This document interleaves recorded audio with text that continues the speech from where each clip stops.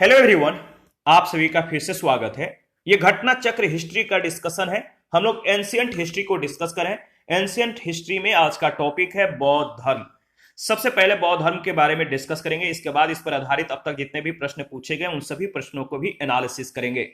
लेकिन डिस्कशन को स्टार्ट करने से पहले मैं बता दूं कि इसका पीडीएफ अवेलेबल है। अगर आपको पीडीएफ चाहिए तो Telegram channel, Telegram quiz group या चैनल के कम्युनिटी बॉक्स में जाइए, वहां पर इसके रिगार्डिंग में इंफॉर्मेशन को अपडेट कर दिया गया है। तो चलिए स्टार्ट करते हैं। बौद्ध धर्म काफी महत्वपूर्ण चैप्टर है, 2 से 3 बार इसको रिवाइज कर लीजिएगा। देखिए, गौतम बुद्ध का जन्म कपिल वस्तु के निकट लुम्बिनी में 563 ईस्वी पूर्व में हुआ था। कब और कहां हुआ था, 2 प्रश्न है, ध्यान में रखिएगा। कपिल वस्तु के निकट लुम्बिनी में 563 ईस्वी पूर्व में।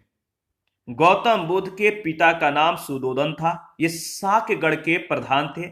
माता का नाम माया देवी था या महामाया, ये कोलीय गणराज या कोलीय वंश की कन्या थी। गौतम बुद्ध के बचपन का नाम सिद्धार्थ था।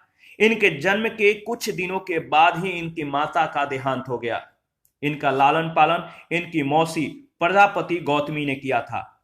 इनका विवाह 16 वर्ष की अल्प आयु में शाक्य कुल की कन्या यशोधरा के साथ हुआ, यानी गौतम बुद्ध के पत्नी का नाम यशोधरा था। ये सभी पॉइंट काफी महत्वपूर्ण है, आपको याद रखना है, रिवाइज करते रहना है। ठीक, अगर बात करें तो उत्तरकालीन बौद्ध ग्रंथों में यशोधरा के अन्य नाम गोपा, बिंबा, भद्दकछना आदि मिलते हैं। ये तीनों नाम आपको ध्यान में रखना है, इंपॉर्टेंट है। इनके पुत्र का नाम यानी गौतम बुद्ध के पुत्र का नाम राहुल था। बुद्ध के जीवन में 4 दृश्यों का अत्यधिक प्रभाव पड़ा।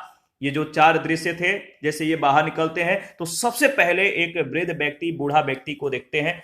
इसके बाद आगे बढ़ते हैं तो बीमार व्यक्ति से इनका मुलाकात होता है। इसके बाद एक मृतक, फिर आगे बढ़ते हैं तो प्रसन्न चित्त एक सन्यासी को देखते हैं। इसके बाद इनका जो कह सकते हैं कि जीवन में काफी परिवर्तन हुआ। सिद्धार्थ ने पत्नी और अपने बच्चों को सोते हुए छोड़कर गृह त्याग कर दिया, घर को त्याग कर दिया। गृह त्याग के समय सिद्धार्थ की आयु 29 वर्ष थी। बौद्ध ग्रंथों में गृह त्याग को महाभिनिष्क्रमण की संज्ञा दी गई है, इसको याद रखिएगा, काफी इंपॉर्टेंट है, बहुत बार यहां से प्रश्न भी पूछे गए हैं। सांख्य दर्शन के आचार्य अलार कलाम से वैशाली के समीप उनकी मुलाकात हुई। यहां से सिद्धार्थ राजगृह के समीप निवास करने वाले रुद्रक रामपुत नामक एक दूसरे धर्माचार्य के पास पहुंचे। इसके बाद सिद्धार्थ उरुगवेला यानी बोध गया पहुंचे और 6 वर्षों के कठिन तपस्या के बाद 35 वर्ष की अवस्था में वैशाख पूर्णिमा के रात्रि को एक पीपल के वृक्ष के नीचे गौतम को ज्ञान प्राप्त हुआ। ज्ञान प्राप्ति के बाद, याद रखिएगा काफी महत्वपूर्ण है, ज्ञान प्राप्ति के बाद ये बुद्ध कहलाए। बुद्ध का एक अन्य नाम क्या है? तथागत। तो इनका एक अन्य नाम भी मिलता है तथागत। शाक्य कुल में जन्म लेने के कारण इन्हें शाक्य मुनि भी कहा गया। ज्ञान प्राप्ति के बाद गौतम बुद्ध ने अपने मत का प्रचार प्रारंभ किया। उरुग्वेला से वे सबसे पहले ऋषिपत्तनम यानी वर्तमान सारनाथ वाराणसी पहुंचे। यहां उन्होंने 5 ब्राह्मण सन्यासियों को प्रथम उपदेश दिया और इस प्रथम उपदेश को ही धर्म चक्र प्रवर्तन कहा जाता है। तो महाभिनिष्क्रमण, धर्म चक्र प्रवर्तन, ये सभी जो वर्ड है काफी महत्वपूर्ण है, इसको याद रखना है। बुद्ध के जीवन से संबंधित बौद्ध धर्म के जो प्रतीक है, जैसे जन्म का प्रतीक है कमल एवं सांड, गृह त्याग का प्रतीक है घोड़ा, ज्ञान का प्रतीक है पीपल यानी बोधि वृक्ष और निर्वाण का प्रतीक है पद चिन्ह। याद रखिएगा, ऐसे प्रश्न काफी पूछे जाते हैं। राजगृह में उन्होंने द्वितीय, तृतीय और चतुर्थ वर्षाकाल व्यतीत किया। मगध के राजा बिंबिसार ने उनके निवास के लिए वेणुवन नामक महाविहार बनवाया। राजगृह से चलकर बुद्ध लिच्छवियों की राजधानी वैशाली पहुंचे, जहां उन्होंने 5वां वर्षाकाल व्यतीत किया। लिच्छवियों ने उनके निवास के लिए महावन में प्रसिद्ध कुटाग्रशाला का निर्माण करवाया। कुटाग्रशाला, वैशाली की प्रसिद्ध नगर वधु आम्रपाली उनकी शिष्या बनी। भिक्षु संघ के निवास के लिए अपनी आम्र वाटिका प्रदान कर दी।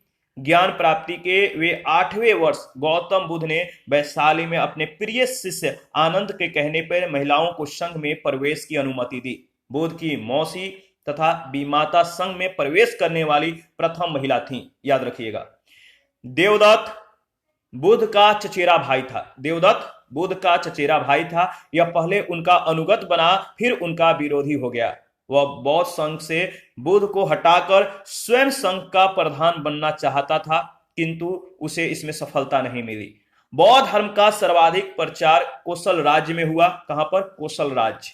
यहां बुद्ध ने 21 वर्ष जो है मतलब कि वास किया, 21 वर्ष तक रहे। कोसल राज्य के अनाथ पिंडक नामक धनी व्यापारी ने उनकी शिष्यता ग्रहण की और संघ के लिए जेतवन विहार जो है प्रदान किया।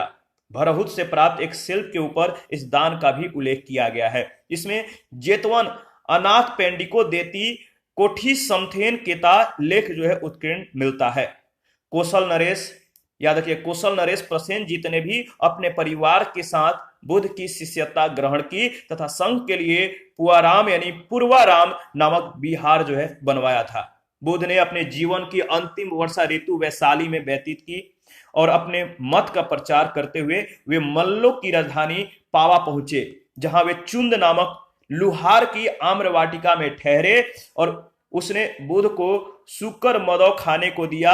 इससे उन्हें रक्तिसार हो गया। वे फिर पावा से कुशीनारा चले गए और यहीं पे सुभद को उन्होंने अपना अंतिम उपदेश दिया। ठीक है, याद रखिए, कुशीनारा यानी मल गणराज्य।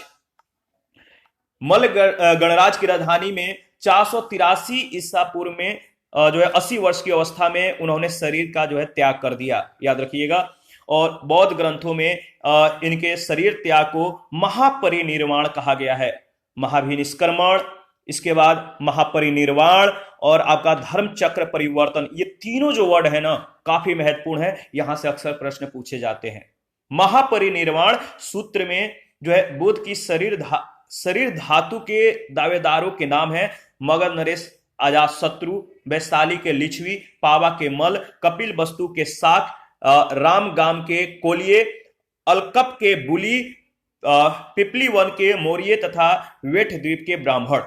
बुद्ध के प्रथम उपदेश को धर्म चक्र परिवर्तन की संज्ञा दी जाती है। उनका यह उपदेश दुख के कारण तथा उसके समाधान से संबंधित था। इनके 4 आर्य सत्य थे, यानी इन्हें इसे 4 आर्य सत्य भी कहा जाता है। 4 आर्य सत्य है। ये जो 4 आर्य सत्य है, दुख समुदाय, ठीक है, दुख निरोध और दुख निरोध गामिनी प्रतिपदा।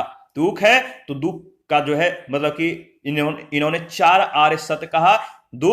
दुख का कारण इच्छा है, उसका दुख निरोध करना चाहिए और दुख निरोध गामिनी प्रतिपदा, ये 4 आर्य सत्य दिए। बुद्ध के अनुसार दुख का मूल कारण अवेदा के विनाश का उपाय अष्टांगिक मार्ग है। अष्टांगिक मार्ग 8 है। सम्यक दृष्टि, सम्यक संकल्प, सम्यक वाक, सम्यक कर्मांत, सम्यक आजीव, सम्यक व्यायाम, सम्यक स्मृति, यानी इसके बाद सम्यक समाधि। कहने का मतलब है जो 8 मार्ग है, अष्टांगिक जो मार्ग है, सम्यक दृष्टि, समान रूप से देखो, समय मतलब कि सम्यक संकल्प लो, सम्यक वाक, अच्छा बोलो, समय पर बोलो मतलब कि उचित बोलो, सम्यक कर्मांत, सही कर्म करो, सम्यक आजीव, सम्यक व्यायाम करो रोज, सम्यक स्मृति। तो ये सभी अष्टांगिक मार्ग हैं। बुद्ध अपने मत को मध्यमा प्रतिपदा या मध्यम मार्ग कहते हैं, यानी इनके जो अष्टांगिक मार्ग हैं ये काफी मतलब कि कठिन नहीं थे, मध्यम मार्ग था, कोई भी अपना सकता था। अपने जीविकोपार्जन के साथ, अपने घर गृहस्थी के साथ भी इस मतलब कि मार्ग को ये अपना सकते थे। बौद्ध धर्म के अनुयायी 2 वर्गों में बटे हुए थे, भिक्षुणी तथा उपासक या उपासिकाएं। सामान्य मनुष्यों के लिए बुद्ध ने जिस धर्म का उपदेश दिया उसे उपासक धर्म कहा गया। बौद्ध धर्म के त्रिरत्न हैं, इसको रट जाइएगा, इंपॉर्टेंट है। ये जो त्रिरत्न है बुद्ध, धम्म और संघ है। बुद्ध, धम्म और संघ। देखिए बौद्ध संगति भी काफी महत्वपूर्ण है। 4 बौद्ध संगतियां हैं। कब, कहां, किसके शासनकाल में हुआ था, किसके अध्यक्षता में हुआ था, ये मतलब कि यहां से काफी प्रश्न बनते हैं, तो याद रखना है। देखिए प्रथम बौद्ध संगति 483 ईसा पूर्व में राजगृह में हुआ था। अध्यक्ष कौन थे? तो महाकश्यप या महाकश्यप, और शासक अजातशत्रु थे। यानी पहला जो बौद्ध संगति हुआ था अजातशत्रु के शासनकाल में 483 ईस्वी में राजगिरी में हुआ था, जिसका अध्यक्ष महाकश्यप या महाकश्यप थे। द्वितीय बौद्ध संगति कालाशोक के समय में वैशाली में 383 ईसा पूर्व में हुआ और इसका अध्यक्ष सुबुकामी थे। बौद्ध संगति जो तृतीय है, तीसरा बौद्ध संगति 247 ईस्वी पूर्व में पाटलिपुत्र में अशोक के शासनकाल में हुआ था, जिसका अध्यक्ष मोगलीपुत्र तीसस थे। और चौथा जो बौद्ध संगति है कुंडल वन में हुआ था, कश्मीर में हुआ था। किसके शासनकाल में? तो कनिष्क के शासनकाल में, ईसा की प्रथम शताब्दी में, और इसके अध्यक्ष वसुमित्र अश्वघोष थे। ठीक है, याद रखिएगा, ये मतलब कि उपाध्यक्ष थे, वसुमित्र अश्वघोष उपाध्यक्ष, याद रखिएगा। परंपरागत नियम में आस्था रखने वालों का संप्रदाय स्थविर या थेरावादी कहलाया। इनका नेतृत्व महाकच्चायन ने किया। किसने? महाकच्चायन ने। परिवर्तन के साथ नियम को स्वीकार करने वालों का संप्रदाय महासांघिक कहलाया। इनका नेतृत्व महाकश्यप ने किया। चतुर्थ बौद्ध संगति में महासांघिकों का मतलब जो चतुर्थ बौद्ध संगति हुआ, इस समय महासांघिकों का काफी बोलबाला था, वर्चस्व था। चतुर्थ बौद्ध संगति के समय में बौद्धों ने भाषा के रूप में संस्कृत को अपनाया। इस संगति के समय बौद्ध धर्म स्पष्ट रूप से जो है हीनयान और महायान नामक दो संप्रदायों में विभाजित हो गया। श्रवास्तिवाद आगे चलकर वैभाषिक और सौत्रांतिक में विभाजित हुआ। वैभाषिक मत की उत्पत्ति मुख्य रूप से कश्मीर में हुई और वैभाषिक मत के प्रमुख आचार्य हैं धर्मतात्र, घोषक, बुद्धदेव, वसुमित्र आदि। आगे बढ़ते हैं। इसके बाद अगर बात करें तो देखिए, सौत्रांतिक संप्रदाय सूत पिटक पर आधारित है। किस पर? सूत पिटक पे। शून्यवाद यानी माध्यमिक के प्रवर्तक नागार्जुन है, जिनकी प्रसिद्ध रचना माध्यमिका कारिका है। माध्यमिका कारिका। नागार्जुन के अतिरिक्त इस मत के अन्य विद्वान थे चंद्रकीर्ति, शांतिदेव, शांति रक्षित, आर्यदेव आदि। नागार्जुन की तुलना मार्टिन लूथर से की जाती है। ह्वेन-त्सांग ने उन्हें संसार की 4 मार्गदर्शक शक्तियों में से एक कहा है। उन्हें भारत का आइंस्टीन भी कहा जाता है, याद रखिएगा। चीनी मान्यता के अनुसार नागार्जुन ने चीन की यात्रा पर वहां बौद्ध शिक्षा जो है प्रदान की थी। विज्ञानवाद अथवा योगाचार संप्रदाय की स्थापना मैत्रेय अथवा मैत्रेय नाथ ने किया था। असंग तथा वसुबंधु ने इसका विकास किया। वज्रयान का सर्वाधिक विकास 8वीं शताब्दी में हुआ। इसके सिद्धांत आर्य मंजूश्री, मूल कल्प तथा गृह समाज नामक ग्रंथों में मिलते हैं। इसने भारत में बौद्ध धर्म के प्रवर्तन का मार्ग जो है प्रशस्त किया। बौद्ध धर्म के क्षणिकवाद को जो है स्वीकार किया।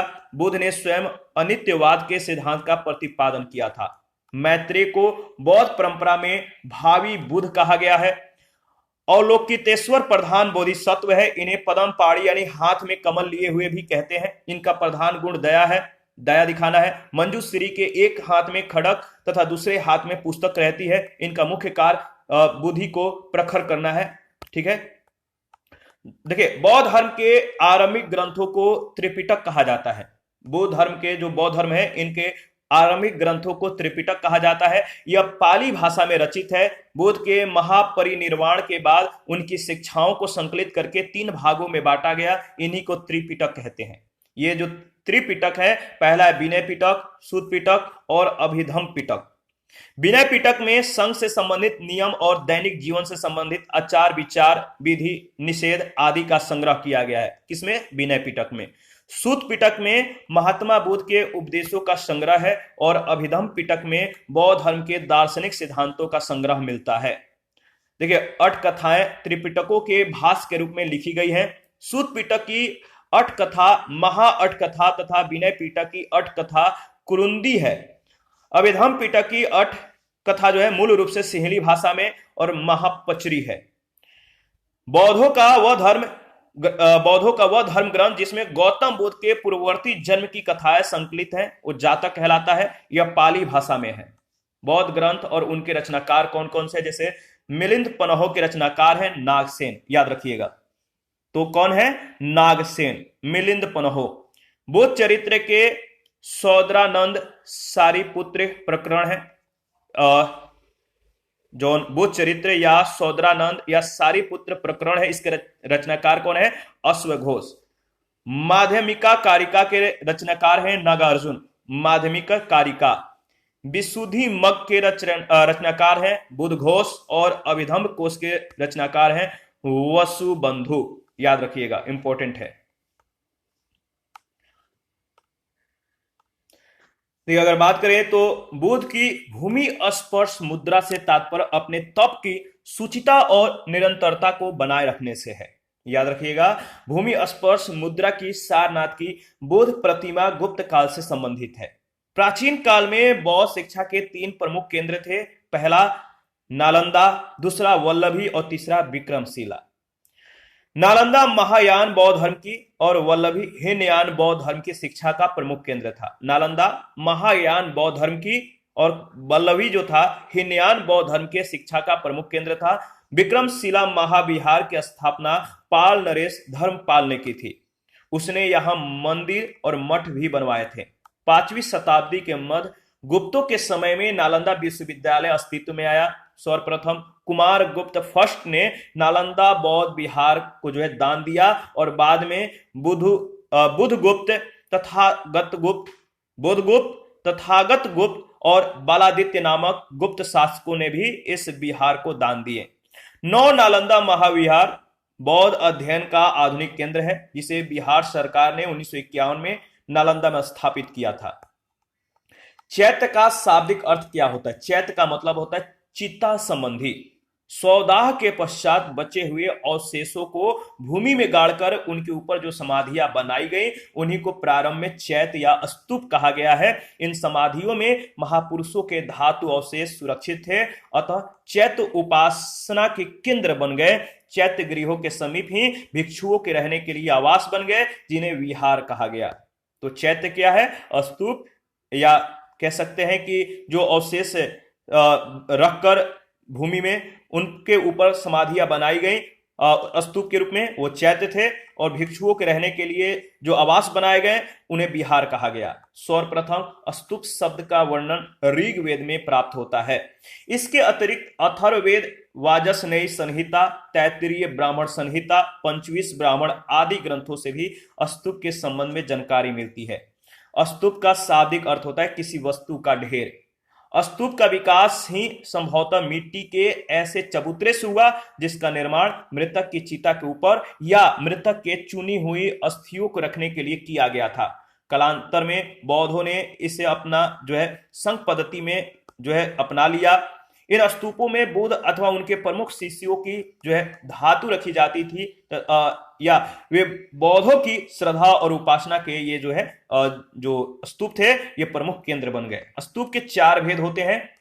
पहला शारीरिक स्तूप, दूसरा पारिभौमिक स्तूप, तीसरा उद्देशिका स्तूप, चौथा पूजार्थक स्तूप। गौतम बुद्ध को एशिया के ज्योति पुंज के तौर पर भी जाना जाता है। तो द लाइट ऑफ एशिया याद रखिएगा। गौतम बुद्ध के जीवन पर एडविन अर्नाल्ड ने द लाइट ऑफ एशिया नामक काव्य पुस्तक की भी रचना की थी। महापरिनिर्वाण मंदिर उत्तर प्रदेश के कुशीनगर जिले में स्थित है। मंदिर में स्थापित भगवान बुद्ध की जो मूर्ति है वो 876 ईस्वी में उत्खनन के दौरान जो है प्राप्त की गई थी। इस मंदिर में भगवान बुद्ध की 6.10 मीटर लंबी मूर्ति लेटी हुई मुद्रा में रखी है। यह मूर्ति उस काल को दर्शाती है जब 80 वर्ष की आयु में भगवान बुद्ध ने अपने पार्थिव शरीर को छोड़ दिया और मृत्यु के बंधन से मुक्त हो गए, यानी महापरिनिर्वाण की प्राप्ति हो गई। आगे बढ़ते हैं। इसके बाद अगर बात करें तो हीनयान और महायान में जो अंतर है यहाँ पे दर्शाया गया है, काफी महत्वपूर्ण है, इसको याद रखिएगा। हीनयान और महायान में जो अंतर है वो क्या क्या है? तो पहला, हीनयान में जो अगर बात करें तो हीनयान का शाब्दिक अर्थ होता है निम्न मार्ग और महायान का शाब्दिक अर्थ होता है उत्कृष्ट मार्ग। इसके बाद अगर बात करें तो हीनयान इसमें महात्मा बुद्ध को एक महापुरुष मानता है। हीनयान जो है महात्मा बुद्ध को क्या मानते हैं? एक मतलब कि उत्तम पुरुष मानते हैं, महान पुरुष मानते हैं। और वहीं अगर बात करें तो महायान इन्हें देवता मानते हैं। तो याद रखिएगा, हीनयान व्यक्तिवादी धर्म है। इसके अनुसार प्रत्येक व्यक्ति को अपने प्रयत्नों से ही मोक्ष प्राप्त करना चाहिए। याद रखिएगा, इंपॉर्टेंट है। और बात करें तो महायान जो है इसमें परोपकार एवं पर सेवा पर बल दिया गया। इसका उद्देश्य समस्त मानव जाति का कल्याण है। इसके बाद अगर बात करें तो हीनयान मूर्ति पूजा और भक्ति में विश्वास नहीं करते हैं। वहीं महायान आत्मा और पुनर्जन्म में विश्वास करते हैं। अगर बात करें तो हीनयान, इसकी साधना पद्धति अत्यंत कठोर है तथा यह भिक्षु जीवन का समर्थक है। वहीं महायान जो है, इनका जो सिद्धांत है सरल है, मतलब कि सर्वसाधारण के लिए सुलभ है। इसमें भिक्षु के साथ साथ समान उपासकों को भी महत्व दिया गया है। इसके बाद अगर बात करें तो जो हीनयान है, इसका आदर्श अरहत पद को प्राप्त करना है, और वहीं महायान इसका जो आदर्श है बोधिसत्व है। हीनयान इसके प्रमुख संप्रदाय वैभाषिक तथा सौत्रांतिक हैं, वहीं महायान इसके प्रमुख संप्रदाय शून्यवाद यानी माध्यमिक तथा विज्ञानवाद यानी योगाचर है। इस पर आधारित पहला प्रश्न है, गौतम बुद्ध का जन्म कब हुआ था? गौतम बुद्ध का जन्म कब हुआ था आपको बताना है, काफी इंपॉर्टेंट है, बताइए। तो देखिए इसका सही जवाब हो जाएगा 563 ईस्वी, ऑप्शन ए बिल्कुल करेक्ट ऑप्शन है। आगे बढ़ते हैं। देखिए गौतम बुद्ध का जन्म कपिल वस्तु के निकट लुबनी में 563 ईस्वी पूर्व में हुआ था। उनके पिता का नाम क्या था? पिता का नाम था सुदोधन, और ये साकगढ़, याद रखिएगा, साकगढ़ के प्रधान थे, तथा माता माया देवी ये कोलीय वंश की कन्या थी, और 29 वर्ष की अवस्था में उन्होंने गृह का त्याग कर दिया, जिसे बौद्ध ग्रंथों में महाभिनिष्क्रमण की संज्ञा दी गई है। सेकंड प्रश्न है, बुद्ध के जीवन की किस घटना को महाभिनिष्क्रमण के रूप में जाना जाता है? बुद्ध के किस घटना को महाभिनिष्क्रमण के रूप में जाना जाता है? इसका सही जवाब हो जाएगा उनका गृह त्याग, सी ऑप्शन बिल्कुल करेक्ट ऑप्शन है। देखिए अगर बात करें तो गृह त्याग को जो है महाभिनिष्क्रमण कहा गया है, तो इसको ध्यान में रखना है। गृह त्याग कब किए थे तो आप बता सकते हैं 29 वर्ष की आयु में इन्होंने गृह त्याग किया था, क्योंकि हम लोगों ने शुरू में डिस्कस किया था, तो आप बता सकते थे, लेकिन आप लोग कमेंट करते नहीं है। तो 29 वर्ष की आयु में इन्होंने गृह त्याग किया। गृह त्याग करने के बाद गृह त्याग की जो घटना थी, इसी को जो है महाभिनिष्क्रमण कहा गया है। तो नेक्स्ट प्रश्न है थर्ड, गौतम बुद्ध की मां किस वंश से संबंधित थी? मैंने बोला था कि सारा पॉइंट इंपॉर्टेंट है, एक दो बार इसको रिवाइज करना है, इसके बाद एमसीक्यूज या जो प्रश्न है उनको जो है एनालिसिस करना है, प्रश्नों को देखना है। गौतम बुद्ध की मां किस वंश से संबंधित थी? तो याद रखिए कौलीय वंश से, डी ऑप्शन। बुद्ध का जन्म कहां हुआ था? बुद्ध का जन्म कहां हुआ था? तो सही जवाब क्या होगा? बुद्ध का जन्म लुबनी में हुआ था, याद रखिएगा, बी ऑप्शन। 5 नंबर है, निम्न में से कौन सा नाम बुद्ध का दूसरा नाम है? कौन सा नाम बुद्ध का दूसरा नाम है? तो देखिए अगर बात करें तो ऑप्शन ई जो दिया गया है, इनमें से कोई नहीं। गौतम बुद्ध के बचपन का नाम सिद्धार्थ था। इन्हें शाक्य मुनि, तथागत आदि के नामों से भी जानते हैं। आदि गुरु शंकराचार्य को प्रच्छन्न बौद्ध या छिपा हुआ बुद्ध मार्गी कहा जाता था। अतः पार्थ, प्रच्छन्न, मिहिर, गुंडाकेश भगवान बुद्ध के अन्य नाम नहीं है। तो अभिष्ट जो विकल्प होगा वो ई हो जाएगा। छत्तीसगढ़ के लोक सेवा आयोग ने अपने प्रारंभिक एवं संशोधित दोनों ही उत्तर पत्रों में इस प्रश्न का उत्तर विकल्प बी जारी किया। 6 नंबर है, निम्नलिखित में से किस राजवंश के अभिलेख से इस परंपरा का समर्थन होता है कि लुबनी शाक्य मुनि बुद्ध का जन्म स्थान था? किस राजवंश के अभिलेख से इस परंपरा का समर्थन होता है कि लुबनी शाक्य मुनि बुद्ध का जन्म स्थान था? तो सही जवाब है मौर्य, ऑप्शन ए। मौर्य वंशीय शासक अशोक के रुम्नीदेही अभिलेख से सूचना मिलती है कि शाक्य मुनि बुद्ध का जन्म लुबनी में हुआ था। इस अभिलेख के अनुसार अशोक राजाभिषेक के 20 वर्ष बाद यहां आया था और उनके उस स्थान की जो है पूजा की थी जहां शाक्य मुनि बुद्ध का जन्म हुआ था। साथ ही इस अभिलेख में लुबनी के बुद्ध का जन्म स्थल होने के कारण इसे कर छूट प्रदान करने की भी घोषणा का उल्लेख है। प्रश्न संख्या नेक्स्ट 7 नंबर है, निम्नलिखित में से कौन सा एक अशोक का अभिलेख इस परंपरा की पुष्टि करता है कि गौतम बुद्ध का जन्म लुबनी में हुआ था? कौन सा एक जो अभिलेख है अशोक की ये इस बात की पुष्टि करता है कि गौतम बुद्ध का जन्म लुबनी में हुआ था? वो है आपका रूमनीदेई स्तंभ अभिलेख, रूमनीदेई स्तंभ अभिलेख, डी ऑप्शन। 8 नंबर है, निम्नलिखित में से किस राजा के एक अभिलेख से सूचना मिलती है कि शाक्य मुनि बुद्ध का जन्म लुबनी में हुआ था? किस राजा के एक अभिलेख से सूचना मिलती है कि शाक्य मुनि बुद्ध का जन्म लुबनी में हुआ था? इसका सही जवाब हो जाएगा, बताइए, अशोक। अशोक के अभिलेख से यह बात सूचित होता है या सूचना मिलती है इनका अभिलेख से कि शाक्य मुनि बुद्ध का जो जन्म है लुबनी में ही हुआ था। 9 नंबर है, महात्मा बुद्ध का महापरिनिर्वाण कहां हुआ था? महात्मा बुद्ध का महापरिनिर्वाण कहां हुआ? महापरिनिर्वाण की जो घटना थी, बताइए किसके लिए की गई है, इस वर्ड का यूज कब किया गया है, और मतलब कि यह महापरिनिर्वाण कहां हुआ था? तो याद रखिएगा कुशीनगर इसका सही आंसर हो जाएगा। बौद्ध धर्म का प्रचार करते समय क्या हुआ कि महात्मा बुद्ध मल्लों की राजधानी पावा पहुंचे, जहां पे वे चुंद नामक लुहार की आम्र वाटिका में ठहरे।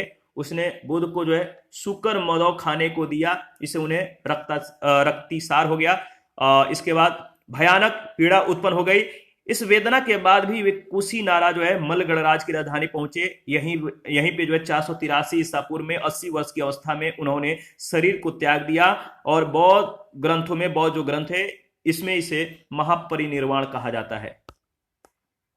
प्रश्न संख्या 10, गौतम बुद्ध का महापरिनिर्वाण किस राज्य में हुआ था? गौतम बुद्ध का महापरिनिर्वाण जिस राज्य में हुआ था वह राज्य है मल्ल, याद रखिएगा, सी ऑप्शन। 11 नंबर है, महात्मा बुद्ध का महापरिनिर्वाण किसके गणतंत्र में हुआ था? महात्मा बुद्ध का महापरिनिर्वाण किसके गणतंत्र में हुआ था? तो याद रखिएगा मल्लों के। किसके गणतंत्र में? तो मल्लों के गणतंत्र में हुआ था। प्रश्न संख्या 12, गौतम बुद्ध ने किस स्थान पर निर्वाण प्राप्त किया? गौतम बुद्ध ने किस स्थान पर निर्वाण प्राप्त किया? बौद्ध धर्म में संसारिक दुखों से मुक्ति या दुख निरोध को ही निर्वाण माना गया है। बुद्ध को अगर बात करें तो देखिए, संसारिक दुखों से मुक्ति यानी कि निर्वाण ज्ञान प्राप्ति के समय प्राप्त हुआ, जो कि बोधगया में प्राप्त हुआ था। तो इसमें ऑप्शन नहीं है बोधगया। 13 नंबर है, महापरिनिर्वाण मंदिर जो है कहां पर अवस्थित है? महापरिनिर्वाण मंदिर कहां पर अवस्थित है? सही जवाब हो जाएगा कुशीनगर में, ऑप्शन ए बिल्कुल करेक्ट ऑप्शन है। महापरिनिर्वाण मंदिर उत्तर प्रदेश के कुशीनगर जिले में स्थित है। मंदिर में स्थापित भगवान बुद्ध की मूर्ति 1876 ईस्वी में उत्खनन के द्वारा जो है प्राप्त हुई थी। महापरिनिर्वाण मंदिर विश्व में बौद्ध धर्म के सबसे पवित्र मंदिरों में से एक माना जाता है। 14 नंबर, निम्नलिखित राज्यों में से किनका संबंध बुद्ध के जीवन से था? निम्नलिखित राज्यों में से किसका संबंध बुद्ध के जीवन से था? तो सही जवाब हो जाएगा, याद रखिएगा, सही जवाब है कोसल और मगध। कोसल और मगध यानी सी ऑप्शन। दिए गए विकल्पों में महाजनपदों में से कोसल और मगध महाजनपदों का संबंध बुद्ध के जीवन से था। गौतम बुद्ध ने अपनी शिक्षा के प्रचार प्रसार के लिए मगध और कोसल दोनों राज्यों में भ्रमण किया था। 15 नंबर, गौतम बुद्ध के द्वारा अपने धर्म में दीक्षित किए जाने वाला अंतिम व्यक्ति निम्नलिखित में से कौन था? गौतम बुद्ध के द्वारा अपने धर्म में दीक्षित किए जाने वाला अंतिम व्यक्ति निम्नलिखित में से कौन था? अंतिम व्यक्ति कौन था? तो सुबध था। कौन? सुबध। तो सही ऑप्शन हो जाएगा डी ऑप्शन, सुबध। देखिए, अपने जीवन के अंतिम वर्ष में गौतम बुद्ध अपने शिष्य चुंद के यहाँ पावा पहुंचे। यहाँ शुकर माधव भोजन जो है खाने से वे अतिसार रोग से पीड़ित हो गए। फिर वे पावा से जो है कुशीनारा चले गए और यहीं पे सुबध को उन्होंने अपना अंतिम उपदेश दिया था। 16 नंबर है, बुद्ध के द्वारा रूपांतरित निम्न व्यक्तियों में कौन सा अंतिम था? बुद्ध के द्वारा रूपांतरित निम्न व्यक्तियों में से कौन सा अंतिम था? तो सही जवाब है सुबध, डी ऑप्शन। 17 नंबर है, बुद्ध ने अपने जीवन की अंतिम वर्षा ऋतु कहां पर बिताई थी?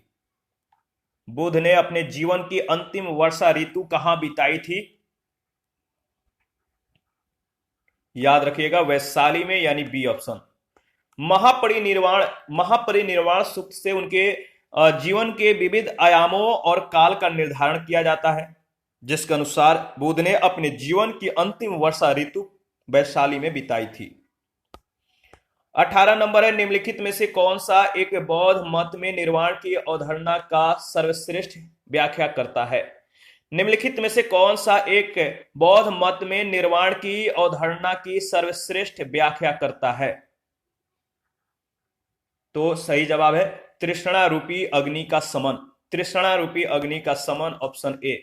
बुद्ध ने निर्वाण को मन की उस परम शांति के रूप में वर्णित किया है जो तृष्णा, क्रोध और दूसरी विषादकारी मन स्थितियों से परे है। यह शांति तभी प्राप्त होती है जब सभी वर्तमान इच्छाओं के कारण समाप्त हो जाए और भविष्य में पैदा हो सकने वाली इच्छाओं को जड़ से नाश हो जाए।